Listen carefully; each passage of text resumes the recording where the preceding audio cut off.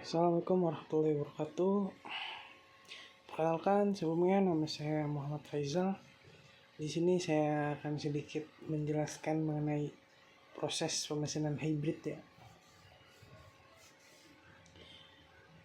Apa sih proses pemesanan hybrid? Pemesanan hybrid adalah teknologi yang menggabungkan dua atau lebih proses manufaktur untuk menciptakan produk dengan kualitas dan efisiensi yang lebih baik. Ini menggabungkan keunggulan dari berbagai teknik seperti pengecoran, pembentukan logam, dan pengerjaan permukaan untuk menghasilkan komponen yang dibutuhkan. Proses pemesanan hybrid didasarkan pada interaksi mekanisme pemesanan atau sumber energi atau alat yang disimultan dan kendali yang mempunyai pengaruh signifikan terhadap kinerja proses untuk mendapatkan manfaat dan juga untuk mengatasi keterbatasan masing-masing komponen proses.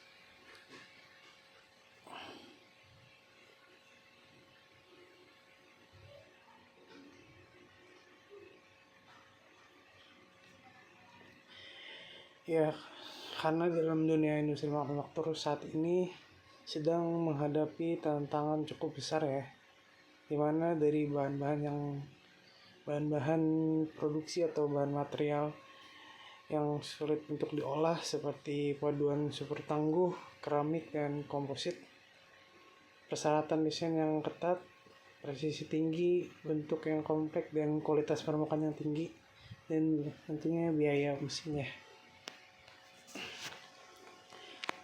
Advanced material memainkan peran yang semakin penting dalam industri manufaktur modern, terutama di pesawat terbang, mobil, dan lain-lain. Bahan tersebut memberikan manfaat ekonomi yang sangat besar untuk industri manufaktur melalui kinerja produk yang meningkat berkat desain produknya. Namun terdapat pula peningkatan yang signifikan dari sifat termal, kimia, dan mekanik. Bahan tersebut memiliki kekuatan ketahanan panas, ketahanan aus, dan ketahanan korosi, membuat proses pemesanan tradisional tidak dapat memproses benda tersebut atau bahan tersebut atau tidak dapat memproses secara ekonomis.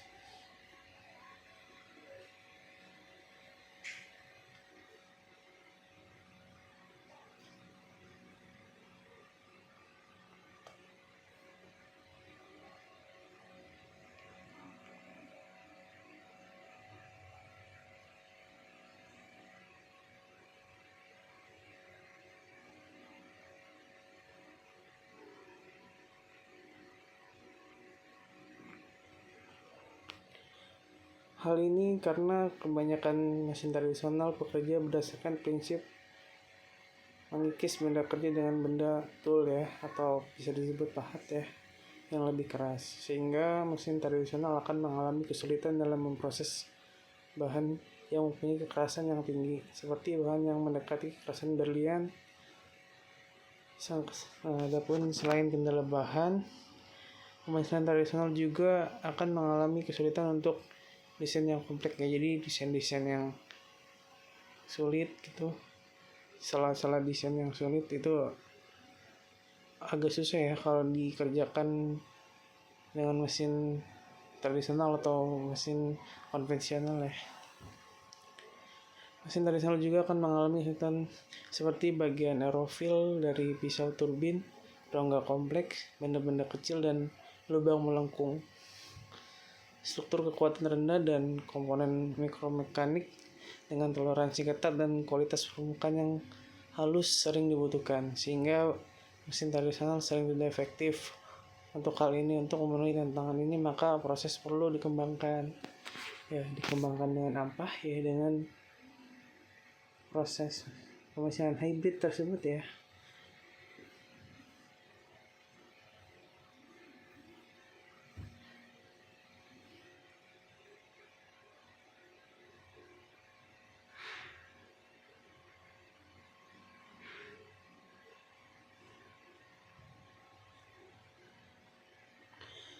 Karena proses pemesanan hybrid itu merupakan integrasi dari proses pemesanan tradisional dan non-tradisional.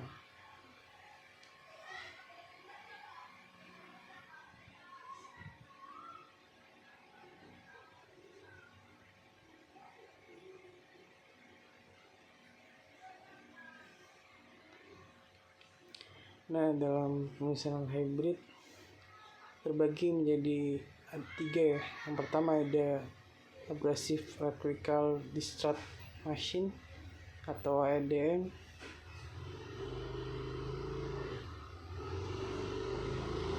Yang kedua ada abrasive electrochemical machine atau AECM.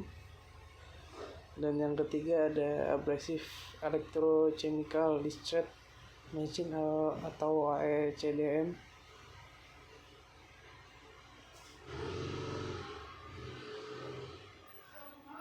Apa sih abrasive electrical discharge machine? Abrasif dengan berbasis komputer sebagai pengendali utama. Jadi dalam proses ini pengendali utamanya PC atau komputer ya. Jadi ya kayak program gitu ya. Yang kedua, sebuah metode menghilangkan benda kerja yang tak diinginkan dengan serangkaian lucutan listrik dengan cepat terbentuk lengkungan. Produk yang sering dikerjakan yaitu DS dan modulnya memiliki kekerasan yang tinggi.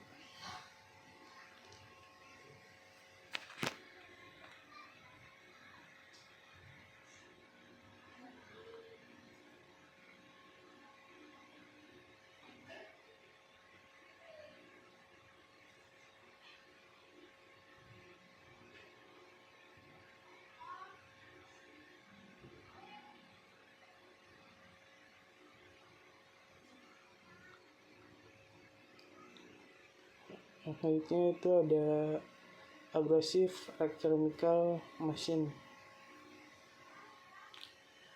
Abrasif dengan proses elektrolis, yaitu proses yang dapat mengubah energi listrik menjadi energi kimia. Prinsip kerjanya itu benda kerja dihubungkan pada sumber arus searah yang bermuatan positif, sedangkan pahat pada yang negatif, dan cairan elektrolit dilarikan di antara keduanya.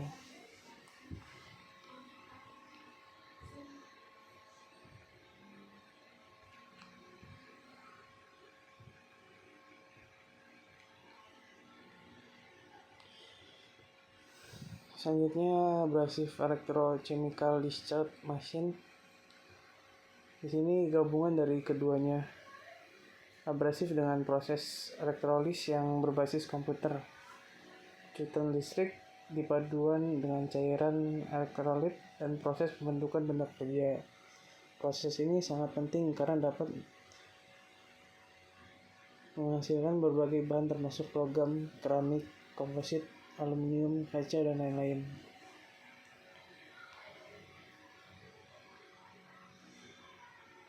Adapun jenis pahat gerak atau gerak kerja ya, ada abrasive electrical grinding atau AECG, abrasive electrical discharge grinding atau AEDG, ataupun electrochemical honing atau ECH. Abrasive electrical chemical grinding atau AEDG adalah proses lucutan listrik dikendali dibantu dengan menggrindam mekanis. Adapun fungsi grinding well di sini adalah sebagai isolator antara benda kerja dengan pahat agar tidak terjadi short circuits di antara kedua benda tersebut untuk membuat lapisan penghalang atau passive layer. Dan hal yang perlu diperhatikan adalah menjaga arus listrik tetap konsisten. Adapun ada abrasive electrochemical grinding atau AEDG. Di sini terjadi proses lucutan listrik terkendali dibantu dengan penggrindaan mekanis. Apa sih keuntungannya dari proses tersebut? Kayak penggrindaan yang lebih kecil, kausan roda grinder rendah, merupakan metode yang efektif untuk mendressing roda grinder, efektif mencegah shipping, sweat dressing. Selanjutnya yaitu electrochemical honing ataupun proses penghalusan permukaan diameter dengan elektrolis untuk permukaan yang kasarannya di bawah 6, mikron. Ini biasanya mempunyai hasil dua alur yang bersilang bila dilihat secara kasat mata ya.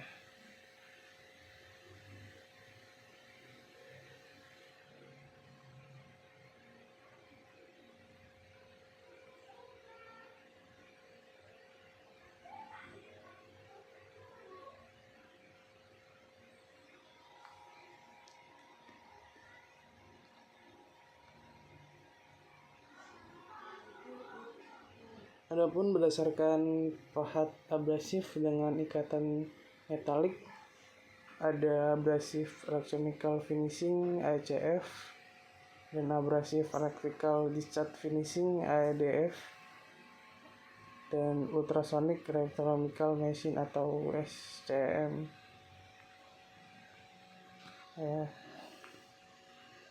Electrochemical discharge machine atau proses Electrochemical Discharge Machine Process atau ECDM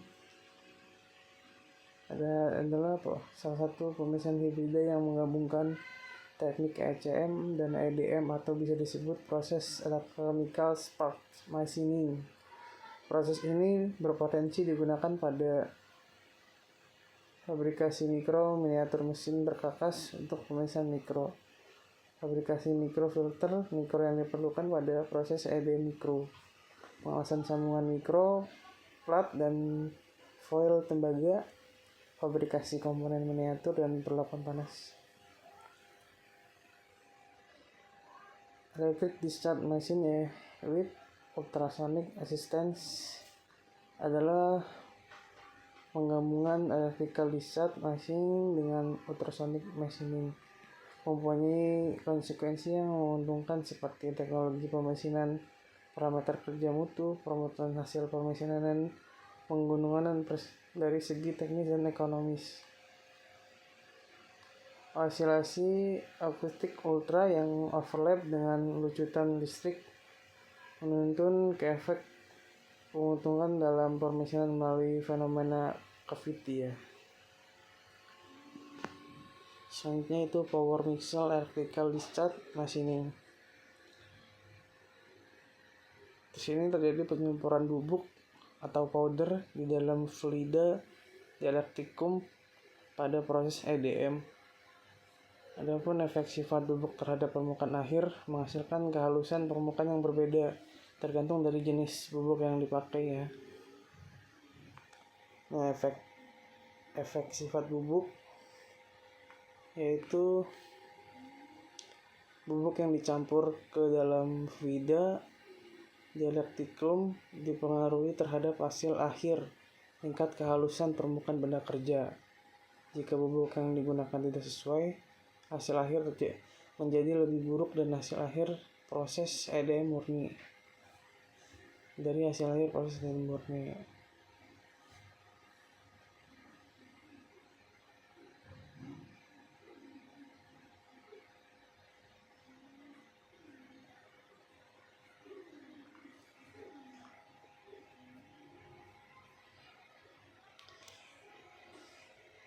Selanjutnya vibration assisted electrical discharge machining. Di sini masih merupakan proses penelitian yang mempelajari tentang efek getaran ultrasonik dalam meningkatkan efisiensi EDM. Keuntungannya menaikkan efisiensi permesinan ya tentunya, memberikan efek getaran baik ultrasonik atau bukan dapat menghasilkan kenaikan efisiensi permesinan secara nyata, tapi efek getaran untuk setiap material berbeda. Adapun perangkat VEDM, salah satu eksperimen dilakukan terhadap bahan SS304 berbentuk bujur sangkar dan batang tembaga berdiameter 12 mm sebagai elektrolit pahat. Benda kerja diletakkan pada bergetar, lalu powder amplifier dan generator memacu getaran dan menghasilkan frekuensi dan amplitudo output untuk mengalibrasikan terhadap amplitudo dan frekuensi di lengkapi dengan akselerometer dan sebuah mengakuisisi atau DAQ.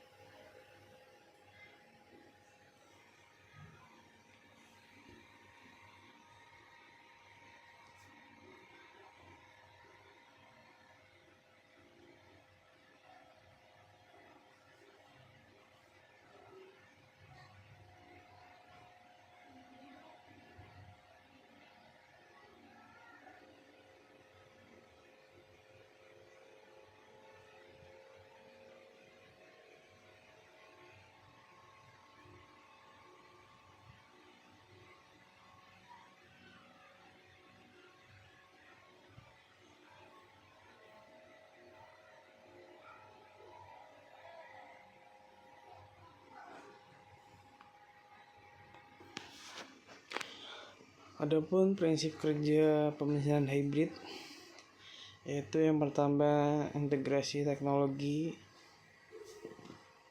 di mana pemesinan hybrid menggabungkan berbagai proses pemesinan seperti bubut, fresh, dan gerinda untuk mendapatkan hasil yang lebih akurat dan efisiensi ya tentunya.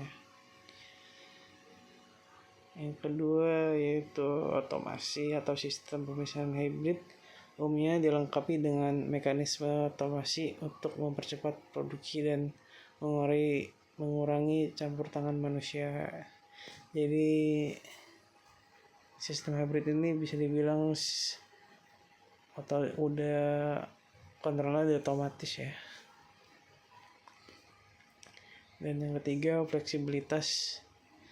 Proses pemesinan hybrid dapat disesuaikan untuk membuat berbagai jenis produk kompleks dengan cepat dan presisi ya. Seperti udah dibahas di awal ya. Jadi proses pemesinan hybrid ini dapat mengerjakan benda-benda yang sulit atau bentuk-bentuk yang sulit atau benda-benda yang kecil dan bahan-bahan yang sulit ya atau keras gitu.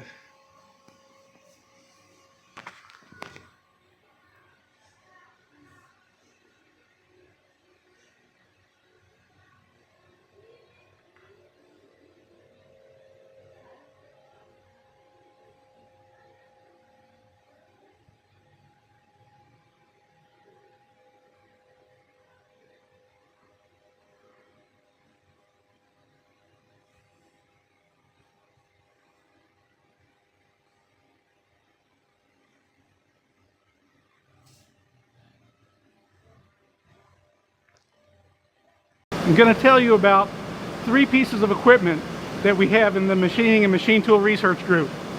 So the one that's behind me now is a Makino A51NX. It's a 4-axis machine tool. It's very stiff, it's very precise. It was designed to make dies and molds. So it has internal cooling, it has temperature control, it has look ahead in the controller, and it's a very precise, very accurate machine. 14,000 RPM spindle, 22 kilowatts, again designed for machining of dies and molds. Another piece of equipment that we have is a Mazak VC500. Now that's a 5-axis machine, but in addition to the 5 axes that it also has a laser heated hot wire deposition system. So on the same machine, on the same axis, there's a machining spindle, but also a deposition head. It uses wire-fed, laser-heated, wire-fed system and can build parts and remove material from those parts in the same machine. A third piece of equipment that we just took delivery of is an Okuma machine. It's also 5 axes, a different configuration, and in this case, it is a laser-heated blown powder system. So again, the deposition head and the machining head are on the same axis of the machine tool, and it opens up a whole new range of capability for part construction. The research challenges for the Machining and Machine Tool Research Group fall into 3 big categories. The first category is making better use of the existing installed machine base. There's lots of machines across the country that aren't being used to their full potential. So how do we make better use of them? Second big category would be, what should the machines look like for the things that we want to make? So the new classes of equipment, new kinds of machines for the new parts that we want to make. And the third big category would be workforce development. And I mean the whole class of workforce, all the way from people who use the equipment to people who design the equipment and start the companies that are going to build the equipment. So what does that workforce need to look like going into the future? If we think about the parts, I sort of think about them in three levels. And the first level would be before we started manufacturing the part at all. The second level would be during the manufacture of the part, and the third level would be after the part was completed. So if we think about before we start to manufacture the part, right now, the information is communicated between the designer and the manufacturer by geometry only. The drawing has geometry, the model has geometry, the part program that we use is geometry. But there's a lot more to it than that. I have to take into account the power of the machine, the stiffness of the machine, the surface finish, the microstructure, and all of those things matter. The capabilities of the process are important, and we need to think about those at the first level, during the design phase. How do we do the design, incorporating the capability of the machine right then? If we talk about during the machining operation, so I have to worry about things like temperature, particularly on the hybrid machines. There's a lot of heat that's going into the process. So the heat distorts the part, the heat distorts the machine. Am I able to make the geometry that I intended to make? So the microstructure. So during the building of the part, did I create the microstructure that I wanted? Did I create the surface finish that I wanted? All of those things affect the final part. And everybody's worried, and how do we check whether or not the parts that we made meet the functional requirements? We have to monitor that during the build process. The third way that we think about the parts, after the machining is done, did we make what we intended to make? So I have to inspect the geometry. We're partnered with Zeiss. Do I have parts that have porosity and inclusions in them? More or less, we want to get to a stage where once the part is done, I know that it's ready right when it comes off the machine. We call that concept born qualified. In the Machining and Machine Tool Research Group, we have a lot of industry partners. I'll tell you about some of them. MSC is our partner, and their objective is to try to improve the use of the existing installed machine tool base. There are measurements that we can make on the machine of the cutting tools that tell us what those tools are capable of doing. So we're trying to connect the geometry of the part and the programming of that geometry with the capability of the machine to produce that geometry. So what kind of power can I use? What kind of stiffness does the machine have? What is the surface finish going to look like? We can measure those performance capabilities ahead of time. And MSC is helping us deploy that capability across all of their users. And that's a huge fraction of the machine tool shops in the United States. Mazak is a partner. So Mazak is a machine tool builder, and Okuma is a partner. They're a machine tool builder. Both of them have provided us with equipment that is hybrid, both additive and subtractive in the same piece of equipment. What they want to work on is what are the right parameters to set for those machines to build the parts we want to build. What are the right strategies for deposition and removal of material? What are the right kinds of target parts for the application of this equipment? Two other partners that we work with are software partners. So Autodesk and OpenMind both make NC programming software, and their objective is to try to connect the NC programming with the capability of the machine. So what should NC programming look like for hybrid pieces of equipment, and how do we connect what the machine can do with the geometry of the part that we're trying to produce? This is an important aspect for workforce development as well. So we're trying to train, trying to educate the users of the machine tools, the builders of the machine tools, the creators of the software that help us use machine tools to look at the new future that's enabled by hybrid manufacturing, hybrid machine tools, hybrid processes. Adapun jenis-jenis proses pemesinan hibrid yaitu integrasi laser. Ini hanya beberapa bagiannya berapa saja ya yang saya ketahui, yaitu integrasi laser, di mana penggabungan proses pemesinan tradisional dengan laser untuk menghasilkan permukaan yang lebih halus dan presisi ya.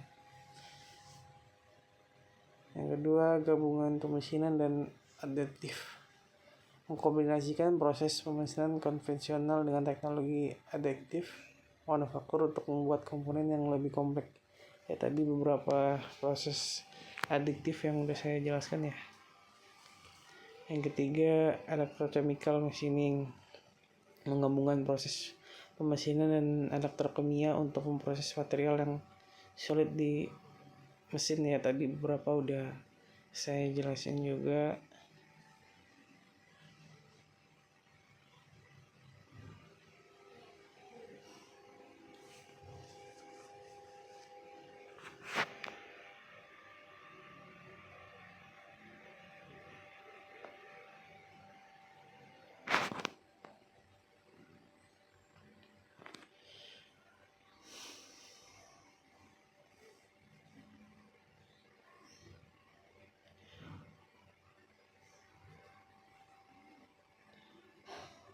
Adapun pemesinan pengecoran bubut, kombinasi pengecoran dan pembubutan untuk menghasilkan komponen dengan tingkat finishing yang tinggi.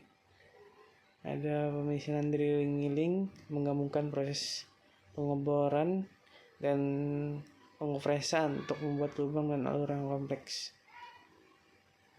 Ada pemesinan elektroda penggerindaan, menggabungkan proses pemesinan elektroda dan menggerinda untuk permukaan yang lebih halus ya tentunya. Dan apa sih keuntungan pemesinan hybrid? Ya, keuntungannya secara produktivitas lebih tinggi ya, dimana proses pemesinan hybrid dapat meningkatkan produktivitas dengan mengurangi waktu produksi dan meningkatkan kualitas ya. Seperti tadi ya, jika proses atau desainnya sulit itu atau benda kecil kan otomatis prosesnya kalau menggunakan mesin tradisional cukup lama ya. Jadi kelebihan dari proses mesin hybrid itu prosesnya dapat lebih cepat, jadi sangat produktivitasnya di waktu itu sangat tinggi ya. Jadi efisiensi waktu gitu bisa dibilang dengan efisiensi waktu. Yang kedua, keakurasian tinggi. Penggabungan berbagai teknik pemesinan memberikan hasil yang lebih presisi dan stabil ya. Tentunya kan karena tadi udah dijelasin juga ya, apa sistem otomasi ya. Dalam pemesinan hybrid itu ada sistem otomatis di mana dalam proses hybrid ini hasilnya tentu lebih presisi, lebih stabil atau lebih detail ya. Jadi keakuratannya cukup tinggi ya, cukup baik gitu.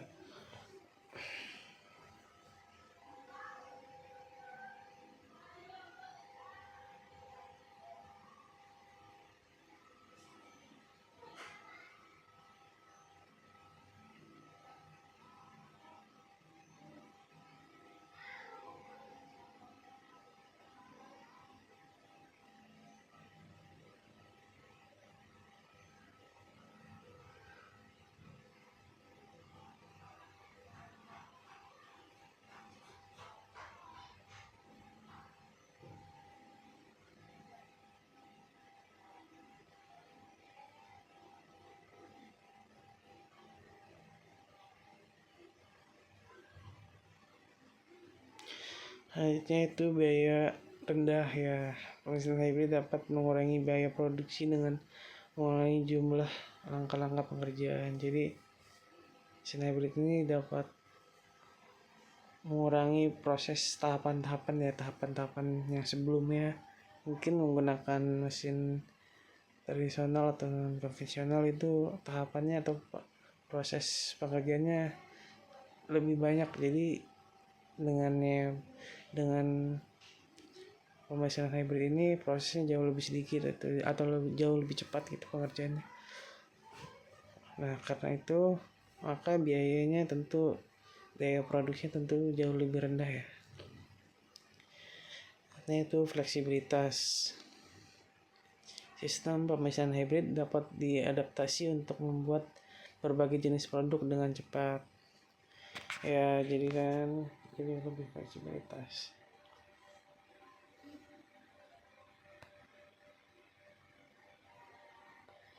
Adapun tantangan dalam pemesinan hybrid bisa disebut juga kekurangan juga ya. Yang pertama, kompleksitas integrasi berbagai teknologi pemesinan membutuhkan keahlian dan perencanaan yang lebih rumit. Ya, tentu dalam pemesinan hybrid ini nggak semua orang bisa atau nggak semua orang dapat mengerjakannya ya. Itu perlu orang-orang ahli, karena teknologi pemesinan ini membutuhkan perencanaan yang lebih rumit gitu, atau pemrograman ya, bisa dibilang program yang lebih rumit.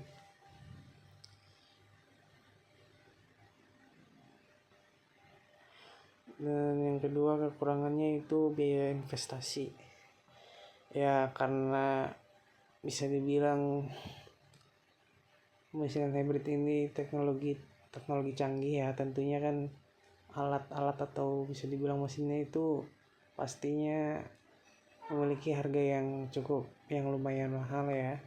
Jadi biaya investasinya itu kita harus pengeluaran awalnya pasti cukup besar. Dan yang ketiga, pemeliharaan. Diperlukan perawatan yang lebih intensif untuk menjaga kinerja sistem pemesinan hybrid. Jadi kita harus lebih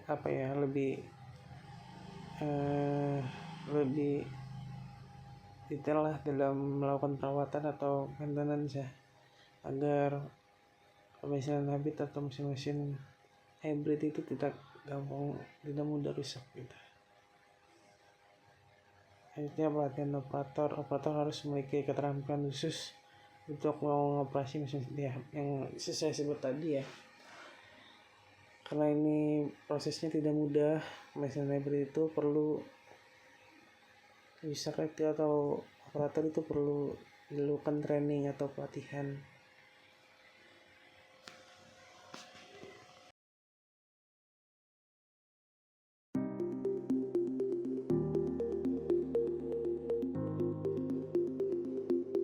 My name is Philipp Albrecht and I'm an application engineer at Burgmeier. My name is Johannes Meyer and I'm the sales manager. For over 90 years, Burgmeier has been one of the leading companies in producing high-precision parts and components for many different industries, from automotive and engineering to energy and consumer electronics. Being a high-tech manufacturer means constantly being at the forefront of innovation. Next to the long experience in subtractive manufacturing, Burgmeier has transferred its competence to a new dimension and offers solutions along the additive manufacturing process chain as well. We have developed a unique process for hybrid manufacturing, which means building additively on a conventionally manufactured basic part. In a constantly changing world and a constantly changing environment, it's necessary to have a good look into the future, what we're going to do, and therefore we had a strategy meeting a few years ago. We came to the conclusion that additive manufacturing complements our previous business model and that we can expand our service portfolio for other sectors. We use the SLM 280 2.0 Twin because we need a reliable machine that can map both prototypes and serial parts. The size of the build chamber, the productivity, the flexibility and the possibility for parameter development fits perfectly to our business model. we compared the system of all major manufacturers. The comparison showed that SLM had a technologically leading and commercially attractive system that fitted the best for our requirements. Our tool engineering department came to us because they heard about the possibilities of additive manufacturing and asked us for a solution. They got to the point where the conventionally methods like drilling or milling are not good enough to create those tools that they wanted, and we used additive manufacturing to bring those tools to another level. We focus on optimizing the cooling channel geometry. This is particularly important as the cooling plays an increasingly important role in materials that are difficult to machine. At the same time, we achieve a significantly improved tool life thanks to the optimized channel design, and benefit from the design freedom of the SLM process. Problems such as lightweight design, special tools, and long delivery times are no longer existing. After that great success, we improved our whole procedure. SLM Solutions is not just a supplier of an AM system. For us, it's more like a technological partner that we are happy to work with together and improve things like materials, parameters, or even the machine. Adapun pengaplikasian pemesanan hybrid, yaitu yang pertama di industri otomotif, ada pembuatan komponen mesin, sasis, dan bodi kendaraan yang presisi dan efisien. Di industri aerospace, pemrosesan komponen pesawat, roket, dan satelit yang kompleks dan ringan. Ya tentunya kan komponen-komponen pesawat itu atau roket dan segala macam kan pastinya memiliki material yang khusus ya, atau bisa dibilang materialnya tidak mudah itu dikerjakan kalau dengan menggunakan mesin konvensional saja ya. Dan yang ketiga ada di industri medis, produksi alat-alat kesehatan seperti implan, peralatan bedah, dan komponen prostetik.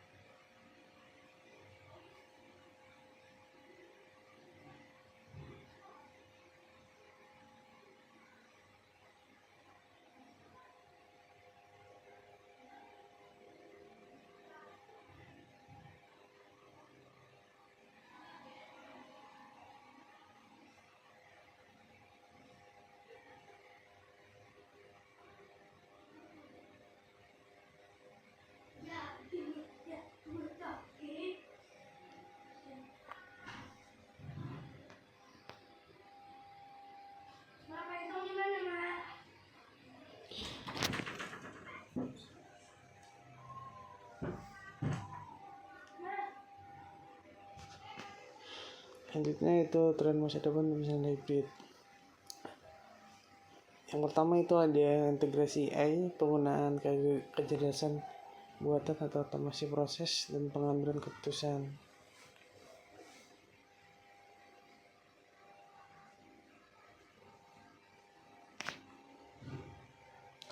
Nah, adapun kesimpulannya, pemesanan hybrid merupakan teknologi yang menggabungkan berbagai proses pemesinan untuk meningkatkan kualitas, produktivitas, dan efisiensi produk.